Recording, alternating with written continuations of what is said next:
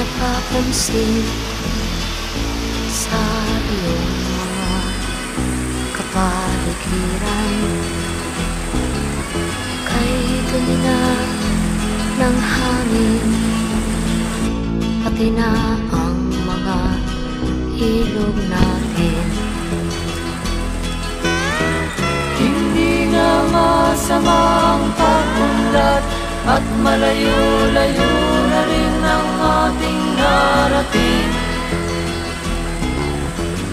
Ngunit masdan mo ang tubig sa dagat, dati kulay asul, ngayon'y naging itim.